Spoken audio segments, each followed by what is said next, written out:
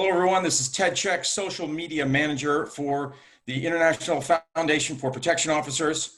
And I'm here with Matt Parker. Matt is the owner, operator, proprietor of the ISA, which is Independent Security Advisors.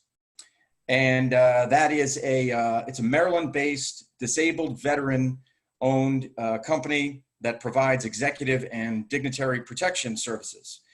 So Matt, how are you doing today? I'm doing well. How about yourself, Ted? Great. I'm doing great. And we got a lot of things to cover here, but I wanted to first introduce you to folks and let's touch briefly on your background. You had a career in the military. So maybe you could tell us a little bit about that, what branch, where you served, and what you did. Well, I was a little over 20 years U.S. Army. Most of my time was active duty. Back in high school, I actually did the reserve thing. 1 week in the month, 2 weeks in the summer as I went through high school. So my military service started back when I was 17 or 18. Had a pretty diverse career. I mean, I started out in the reconnaissance field. And one thing the Army is good for is they'll take you from your strengths and put you in other positions of responsibility. So the Army, in its infinite wisdom, moved me into protection for various, high-ranking officers when we deployed overseas. And then that led to more training, more education, more responsibilities, more opportunities. And then finally, towards the end of my career, I was doing it more full-time. Oh, okay. So what you were talking about, providing protection for high-ranking officials and other, maybe if somebody were to come to visit a base, say a politician or someone like that. Yeah, I was lucky that my training took me to Bosnia, where I ran a detail for a high-ranking officer, Egypt, Iraq. We didn't have just military officers. We also had political officers from the State Department. And I had the opportunity to work with the embassy and the embassy security folks. So I went down a different trail than some others. I had some great opportunities to work with, Secret Service. And then coming back to the States, I started doing this on the civilian side. We focus more on diplomatic protection. So our clients are sub-cabinet level diplomats here in the United States, various trade delegations that come to the United States. And then, of course, we've got the various executives and private families we work with. Okay. So just to back up a bit, you retired from the military when? Retired in 2011. Okay. But prior to that, you were wounded in combat. Is that right? Yeah, I did 3 tours of Iraq. And they got me my first tour, and they got me my second tour.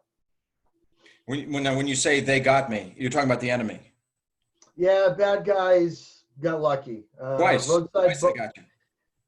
Well, yeah, they got me twice. They got me roadside bomb on my first tour, and a roadside on my second tour, but still here. Yeah, absolutely. I mean, and we've had conversations before, and you've talked to me about the seminars, and we're kind of getting ahead. But you talk about the seminars that you lead, and you're hands-on. I mean, and I'm not trying to downplay anything that happened to you, but I'm just saying it's a blessing. It's great that you survived, and you still have a certain amount of physicality. So that's fantastic.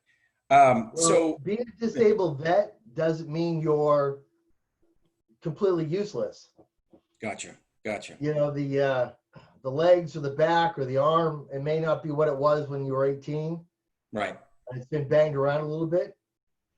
But most of our staff are vets or law enforcement. And there's a little bit of wear and tear on the body. Sure. But nothing that stops us from doing our job. Absolutely. When you talked about how when you were in the military and the jobs that you were doing, you worked with, you mentioned Secret Service. So it sounds like you were able to network quite a bit and make some connections. And so did that pave the way for you to establish ISA when you retired? At retirement, I had no idea what I wanted to do. I went home, hung my uniform up for the last time, and thought, okay, now maybe life gets serious. We have to start looking for work. And I got a phone call. A gentleman I'd worked with in Iraq, U.S. State Department Security, and he said, I've got a job for you. Oh, wow, that's great. So he just knew that you were retired. He just kind of heard word of mouth. We had kept in touch via Oh. email, and he had asked me one day how I was doing. I said I was transitioning out of the service. He asked me what I was doing, and I said, I don't know yet. And I got that phone call, and he said, I have a job for you. And went to work for a company under his recommendation. We did some work with an overseas foreign delegation. And then from there, he gave us a call and said, you got to start your own company. If we're going to send you work, if we're going to do referrals, you really should have your own company. Got it. Wasn't initially too thrilled about that. I mean, I just retired. Mm-hmm. There was that downtime I thought I was going to get, maybe fish, read a book, take a nap, something. Never happened. Uh-huh. We actually started the company, I think, 2 weeks later. Is that right? Wow. Now, I got to give him credit. I didn't do the paperwork. He had done the paperwork for me. Okay. And they had submitted everything for me. And I got it in the mail. And he gave me a call. He said, hey, congratulations on your company. I went, okay. Got it. So now so your company, or what you got in the mail, is that from the Secret Service, or what is that exactly? What is that? That's So certification. what they did for me on my behalf is they went to the state of Maryland, did the required paperwork to start, a private investigation company in Maryland, because to do protection, you have to be a PI. Okay. So they did all the paperwork for me, did all the initial outreach. What they told me was I had to go to the Army and get a copy of my military training records. He said he had a client who wanted to see him. Okay. So I sent him my records, which he submitted to the state, and the state said, well, you're fully qualified. And the company went from there. Wasn't exactly truthful for what he needed. Again, we served overseas together. We'd stayed in touch. I'd worked for him in that environment, and then I'd worked for him in the States. And he said, you're a fellow veteran. It's about networking. I know you. I trust you. I understand you. We've worked with you, seen you in action. Let's continue this. Great. Yeah, that's fantastic. So yeah, he was the driving force behind it. And so from there, so it sounds like, and you can correct me if I'm wrong, but your company kind of has two prongs where you're providing protection, but yet you're also running seminars for those who are interested in getting into the profession. Well, we have two divisions. There's the operations side, where we actively provide close protection and other services, consulting, house of worship assessments, domestic violence intervention on the operational side. And then on the training side, we have a training division, which was established because we were getting some folks sending us resumes, and we were working, working with some folks. Didn't quite seem to have a grasp on what we expected from somebody. So we started doing internal training. Okay. And then that spilled over to, hey, I heard you do training. Could you come work with my folks? Oh, so other companies. It exponentially grew from there, because I would train somebody. They'd work for me for a short period of time. They'd take a detail with someone else. And they would ask them, where'd you get your work ethic? Where'd you get your training? And then they'd call us and say, hey, I've got John Smith here who says you trained him. Do you do other training? Do you do classes, courses, seminars? Yeah. One thing I learned though at retirement, and I've seen this for military and law enforcement, once you transition, that's it. There's nobody waiting for you when you get out. There's no one that says, I've got a job for you, sign on the dotted line. Mm. You have to fight just like everybody else. Got it. But you do 20 years of service, you're a little behind. Maybe in your college, maybe you don't have civilian certifications. Okay. So you have to go and get those. So how does it differ? How does executive dignitary protection in the military differ from what you do now here in the United States or in the world? If you're stateside and you're working with, say, a Department of Army official, it's the exact same. There are no differences.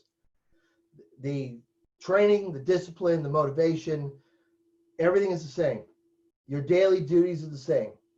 But instead of having an executive, you have a general officer, high-ranking officer, a Secretary of Defense, Secretary of the Army, a Corps commander. It's overseas where it's different because the threat levels are different. So the clothing, the equipment, the tactics, procedures may be a little bit different. But the core is the same. So when people say, I did this in Iraq, I don't know if I can do it in the United States. The core is the same. Mm-hmm. There's a core skill set. Gotcha. So you build on that. The civilians in the industry don't have the resources that law enforcement and the military has. Where in the military, I could draw vehicles and equipment from the supply room. Civilians, you have to pay for all that. Ah. So I think on the civilian side, we're more resourceful because you have to don't have, what law enforcement has. We don't have what the military has. Gotcha. So, and here's something that just came to mind. So, politicians, senators, representatives, and other folks like that, the government doesn't provide protection for them. Is that correct? That's where you guys come in? This is the status right now on elected officials or candidates for office, because that's true to us, because that's what we do. A lot of my clients are candidates or campaign managers or volunteers for somebody who's running for office. Unless you're a committee chair in Congress, unless you run a committee or you're Speaker of the House, okay, you don't have security when you go back to your district. You have Capitol Hill Police in Washington, D.C. When you go home, you have nothing. Ah. So what they do is they reach out to local law enforcement and they'll say, Senator Jones has an event. We'd like to have a police presence. Okay.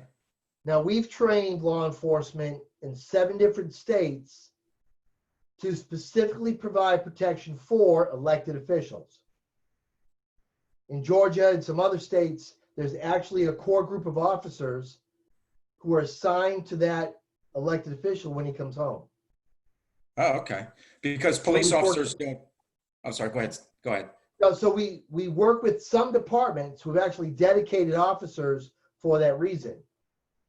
But that's the exception and not the rule. Now, Congressman Gabby Giffords had local law enforcement present when she was shot. But they didn't have close protection training. See, that's what I was going to ask you, because that's not really what they teach in the academy, for police officers. No. A lot of the chiefs of police that we talk to say the same thing. I don't have the money, time, or resources to set aside officers for the close protection mission for an elected official. I just don't have it. Right. Now, Congress is in the process since last year of authorizing campaign money for security. They've authorized money for closed circuit TV cameras and security for elected officials' homes, and they have authorized money for body armor. Now, I talk to the sergeant of arms fairly often, but they're not there yet. So they're trying to authorize money to hire private security. That's an ongoing process. I would say time is kind of the essence there. I mean, because something could happen at any time. I mean, Steve Scalise, what happened to him at the baseball game there? Was there anybody there protecting those guys? Steve is on a committee, so he had Capitol Hill Police Protection. There are 2 officers with him. The problem wasn't the 2 officers. And the Capitol Hill Police Protection Detail has good training. Mm-hmm. I know some of those officers. The problem was not with the officers of the training, but with the procedures that they had in place. You only had 2 officers. That's not too many, yeah. And they're in Georgetown on an open field. Right. And they go there often. So you have poor security. People know they're there. And we're in a partisan divide right now. There's a 60 to 70% increase in threats on both members of parties, Democrat and Republican alike. We're seeing a huge increase in threats. So if you want to be technical about it, they should have never been on that field. Mm-hmm. If you're going to practice, they should have been somewhere that was secured, where the general public couldn't get to them. The problem is they're elected officials, and they want to be around the voters. Sure. Makes sense. So you have to weigh security versus their wishes. And on that day, unfortunately, the scales would tip the wrong way. Mm-hmm. That's a major problem. I mean, Joe Biden had an issue at a campaign. Trump had several issues when he was running a couple of years ago. Hillary Clinton had issues. We have mayors and governors that have issues when they're on the campaign trail. We've had people rush the stages. Right, right. So this is a growing problem. Unfortunately, the private security industry is slow to respond. And it all starts with training. And they're just not getting it. So speaking of training, how does somebody who maybe doesn't have your background or doesn't have any background at all, but has an interest, how do they get involved in what you do? Ted, I gotta be honest, I was really lucky because I started out early. They said, we need a man for this job, and you're it. I was the right height, shot expert, did well in my physical fitness exams, and they said, you're it. So the Army sent me to this really world-class training. I mean, I've been to the Federal Law Enforcement Training Center, the Army School for Close Protection, and the list goes on and on and on. For anyone, say you have a security specialist or a security officer who wants to get in close protection, we're seeing that more and more to save money. Instead of hiring somebody like me with 20 years of experience, they're hiring what they call premium security officers. Oh, really? So okay. Slacks, so blue slacks or in a blazer, white shirt, no badges. So instead of the police look, it's the softer look. Okay. And they're using them for a large portion of their needs. It cuts down the cost. So are these guys trained in any way? No, they're still security officers. They're told, you stand here and don't let somebody in. But they don't have any of the required training that goes with what happens if there's an emergency or how to communicate with folks like myself. And then you have licensing issues, permits, insurance, minimum training, credentialing. Every state's slightly different. So what we did was we worked with security officers, former police officers, former military, and we provide accredited, certified training so they can get into the close protection field. So that's what they need. They need either from you or from an equivalent type of company. They need that kind of training.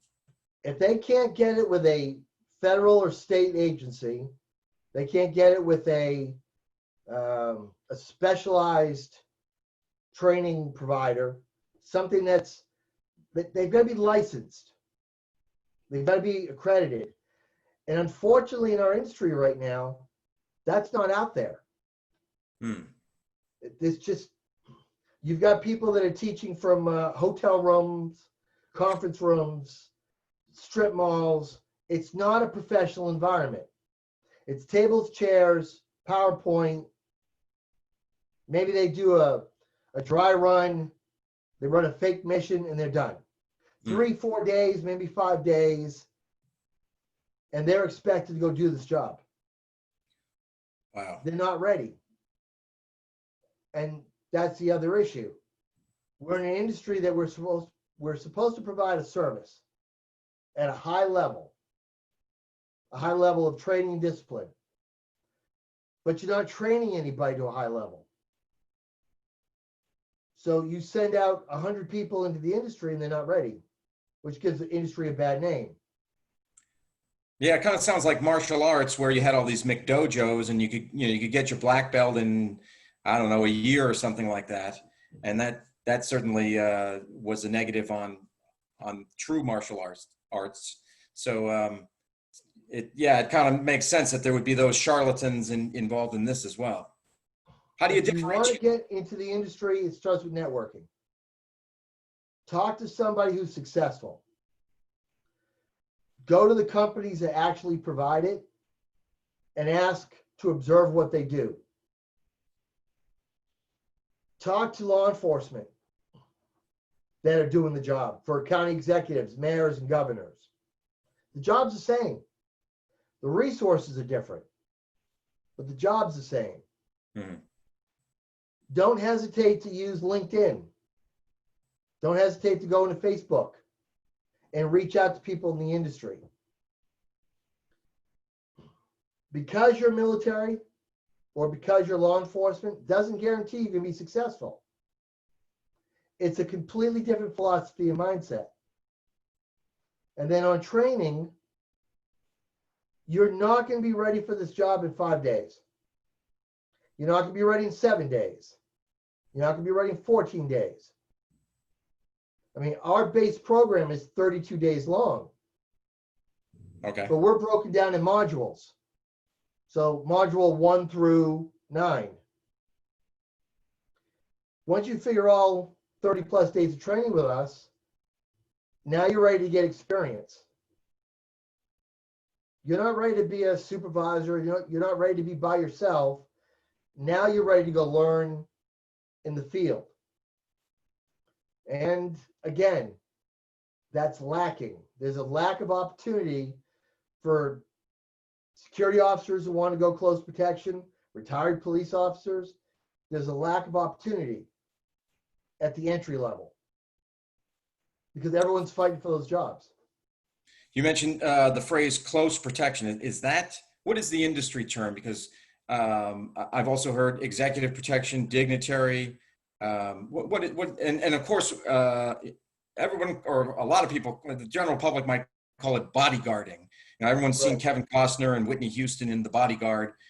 But you tell me what the term is that you use the most. Executive protection, dignitary protection, close protection, they're all synonymous. They're all the same. When I say I have an executive protection detail, I mean it. I mean, I have an executive, Okay. a business executive, somebody that makes decisions at a corporate level. Gotcha. When I say I have a dignitary, I mean I have a foreign dignitary, a diplomat. I have somebody who's not corporate. It's something outside of that. close protection is just a general term for the act of providing services, just close protection in general. Now, bodyguarding. You can hire somebody off the street to be a bodyguard because all he does is guard the body. Where Right. you go, he goes, or she goes. But that's not close protection.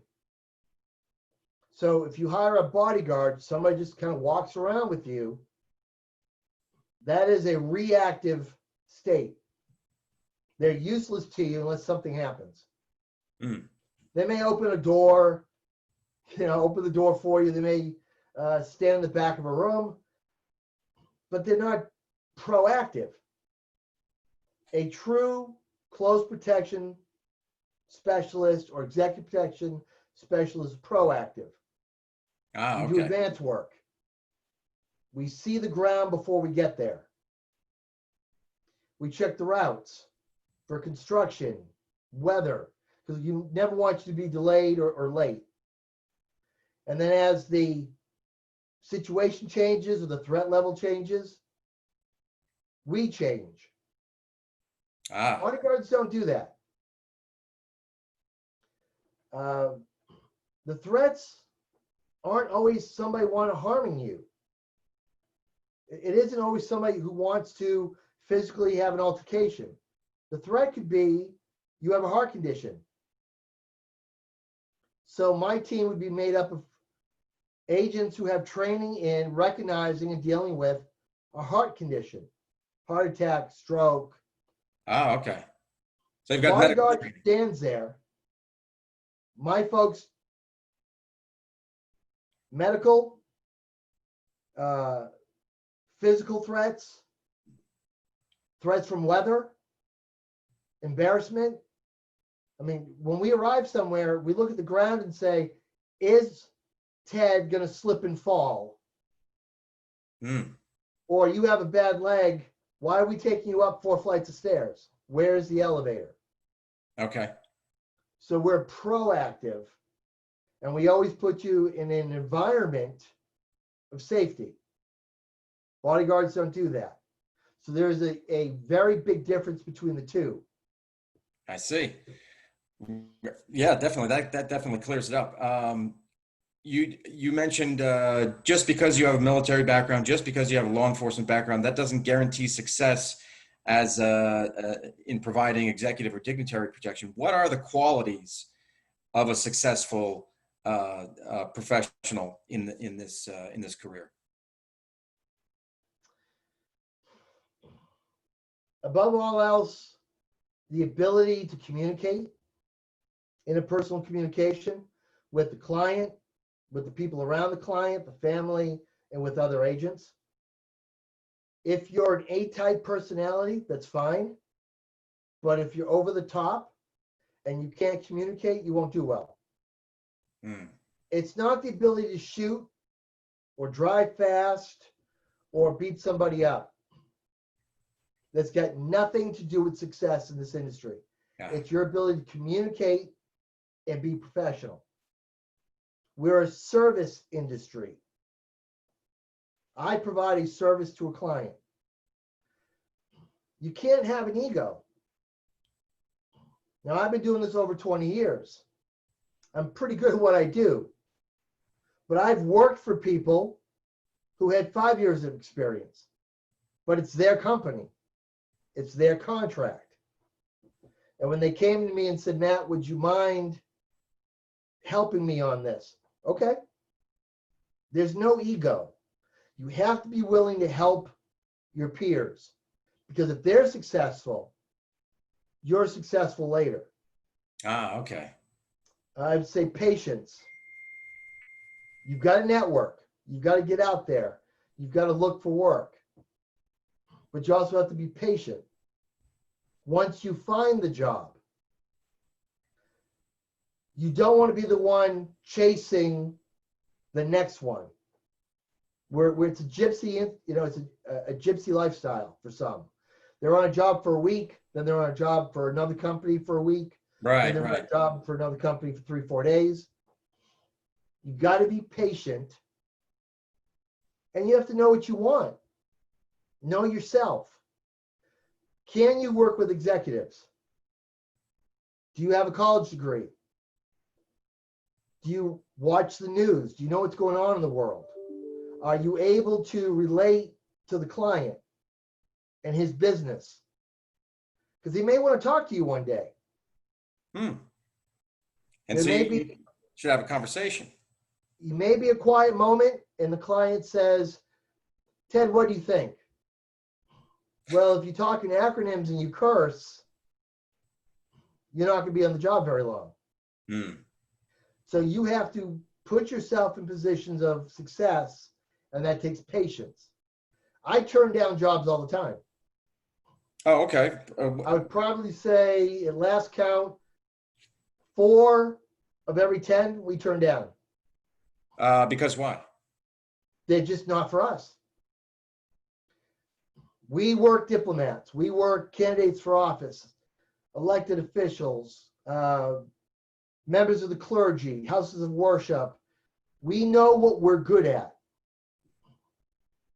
And we know where our training and our abilities lie. There are some celebrities we'll work with, some, not many. Not many.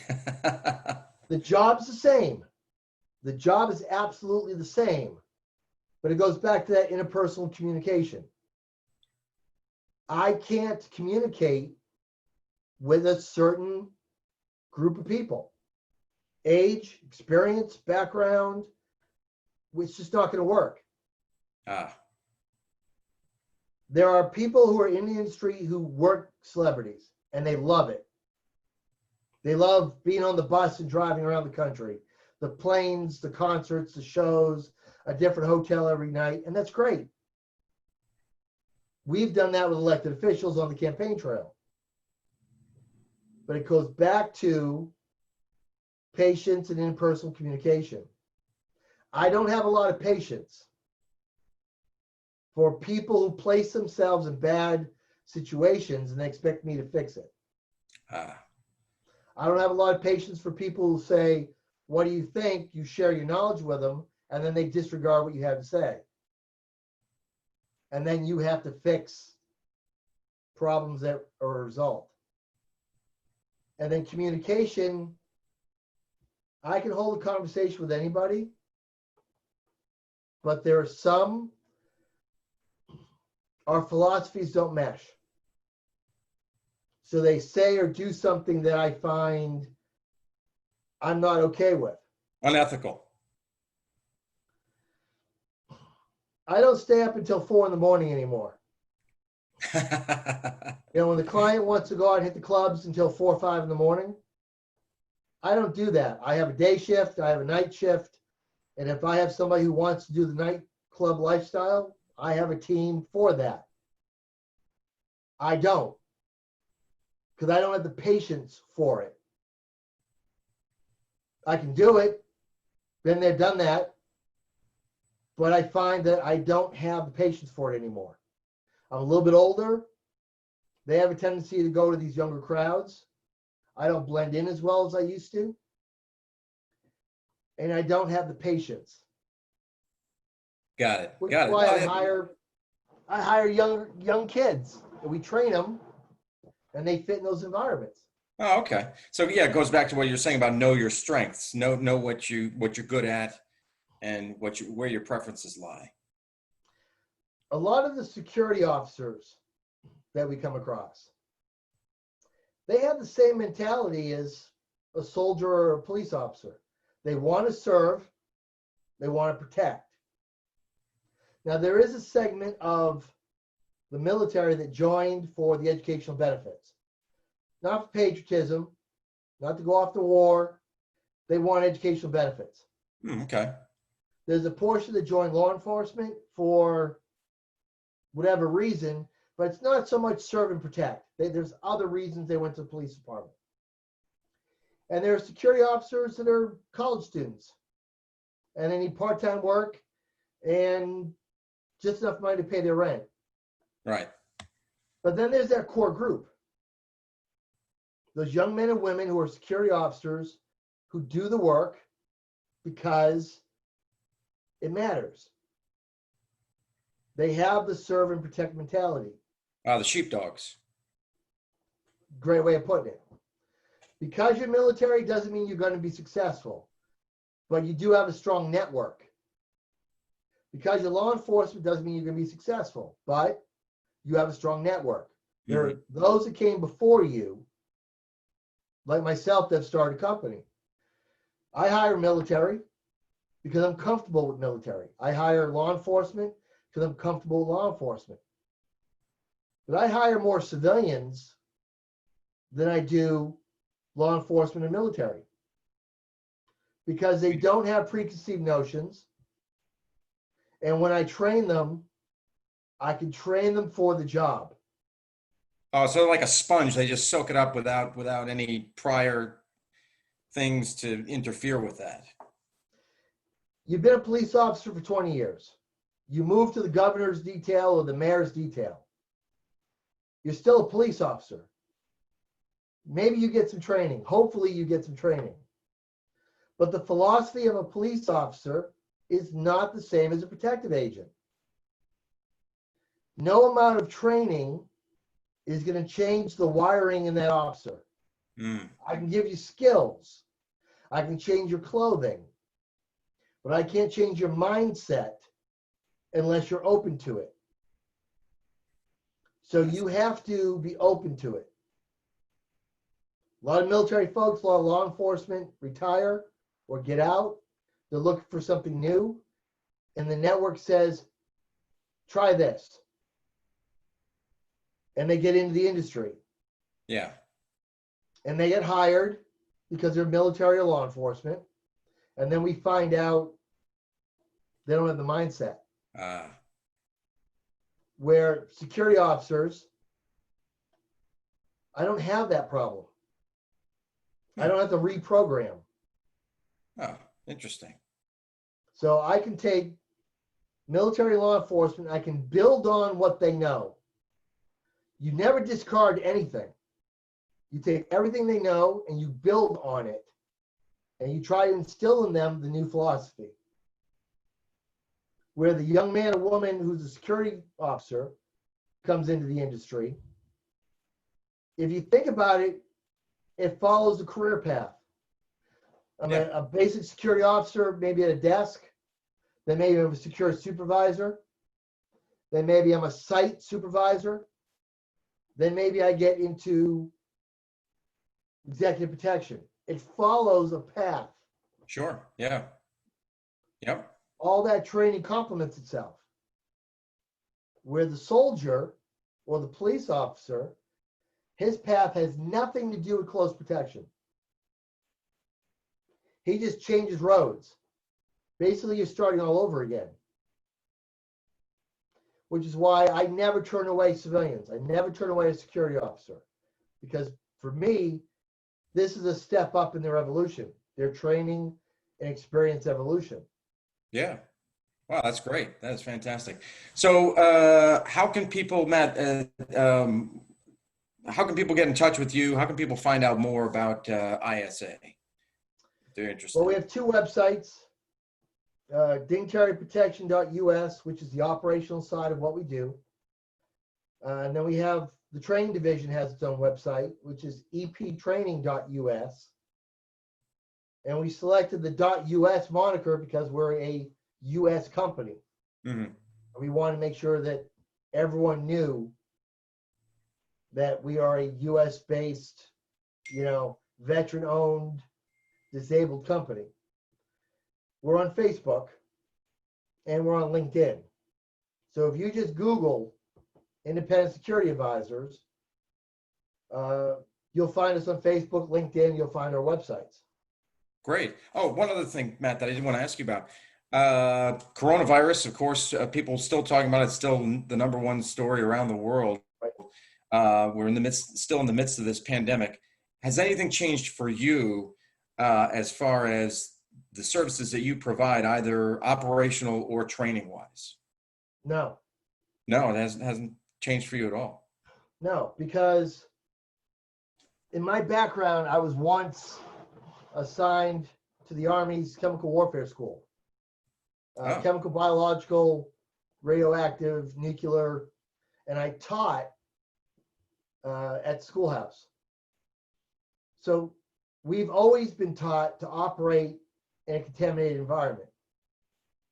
Okay. And then when I went to law enforcement and military schools, they said, what about H1 and flu and other biological viruses and diseases? I was always trained to consider that. This isn't new for us. We've Okay. talked about this from day one. The only thing that's different from us is the amount of hand sanitizer we go through, Yeah. and we're doing more cleaning, where the vehicles get sanitized 3 times a day. Mhm. It used to be once a day. You clean the vehicle in the morning before you use it. You clean it at night before you put it away. You touch it up. But now we sanitize interior of the vehicle. The cabin filters are different. We put in cabin filters in our vehicles so the air recirculates and it's filtered. Doesn't guarantee it kills the virus, but it's better than unfiltered air. Right. Right. We do temperature checks. Everybody gets their temperature taken 2-3 times a day. So Very- nobody goes around the client or the protectee if they have a temperature spike. So these are things we did before, but instead of them being number 5 or 6 on the list, they're now 1 and 2. Okay. What about masks and gloves? Are you guys doing that? We do masks. Again, it depends on the environment we're in.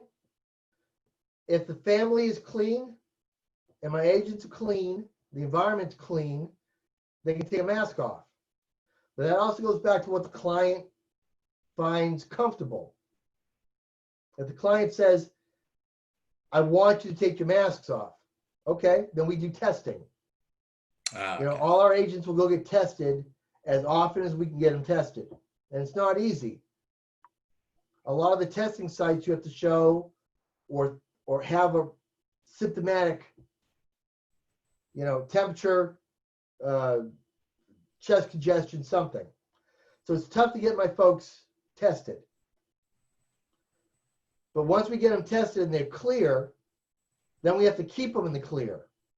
Right. That goes back to patience. If you're going to work with the family, if you're assigned to, say, the wife of the executive or the protectee, you're not going to Walmart. You're not leaving. You're going from work to home. And if you decide you want to take the family out to dinner or you have to go shopping at Walmart, great. You're going to get tested.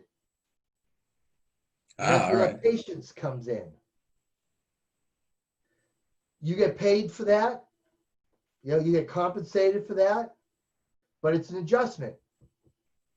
So our active agents do more than self-quarantine because you're around the protectee and the protectee is our responsibility. So for us, nothing's changed. We've just made the environment cleaner. And you were talking about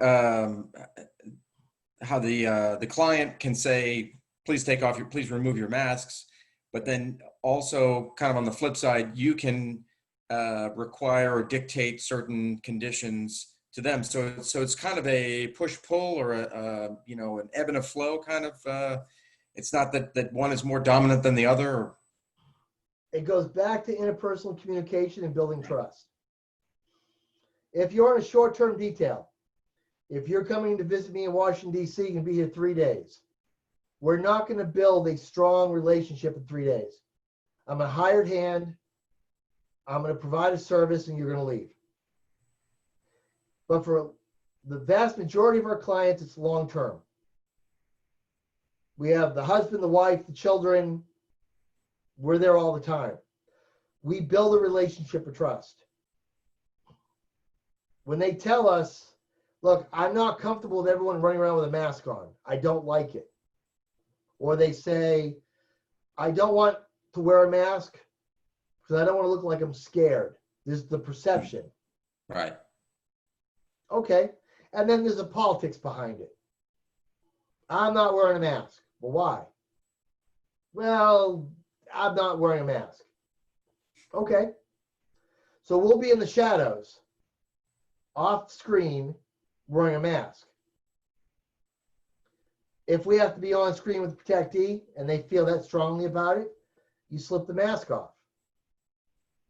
Now, you have to have the ability to talk to the client or their staff and say, you're going into a public environment along, tight corridors. People are going to be right on top of you. We don't know if they've been tested or cleared. Please, we recommend you wear a mask. Well, no, I'm not going to. Okay. Then my team will, my agents will. And this is why. Mm-hmm. For us, we have the ability to say no. I will walk away from a contract in a minute. If I tell you this is unsafe to my team or to you, and you say we're doing it anyways, okay. But you understand that when this is over, if the threat level was so high to exceed the compensation, common sense, I'm going to give you notification to hire somebody else. We provide a service, but I expect whoever we protect not to place themselves or the team in a scenario on a consistent basis. It's dangerous. Now, what I mean by that is you're running for office, you have to be in crowds. That's a given. Right. We know that. So we're equipped, we're trained, we take the precautions.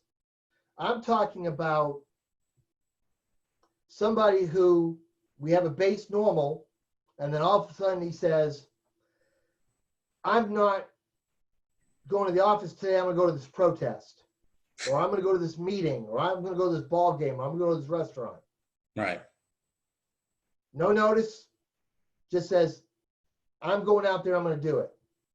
Okay. You're placing everybody in danger if you do this, especially yourself. I don't care. Okay. Then either you're going to allow me to mask, disinfect, and take the proper precautions, or we'll have to find you somebody else. But they have to allow me to do my job. Yeah. Got it. Got it. It doesn't matter how high the threat is. Just let me do my job. It's when they say, no, I don't want my people wearing masks. And yes, we're going to be in these big public venues. You're not letting me protect you that way. So, and you're so there has to endangering be a my team unnecessarily. So let's get somebody else in here who's willing to do it. I may just rotate my team out. Go to each agent and say, Ted, are you willing to work in a public environment without a mask? Matthew, I'm not sure about that. I have a wife and children. And, my child has childhood diabetes, has an immune deficiency. I don't want to bring the virus home to my kid. Okay. So maybe I replace Ted with Joe, who's single, no family, and he's willing to take the risk. right. Maybe we do something like that. But no, it's really not been an issue. Our Okay. clients have been responsible. And when they say, I don't want to do a mask, they've allowed me to prepare for that. Mm-hmm. But again, good communication, proper relationship. Got it. Well, Matt, thanks so much. This has been a very informative interview.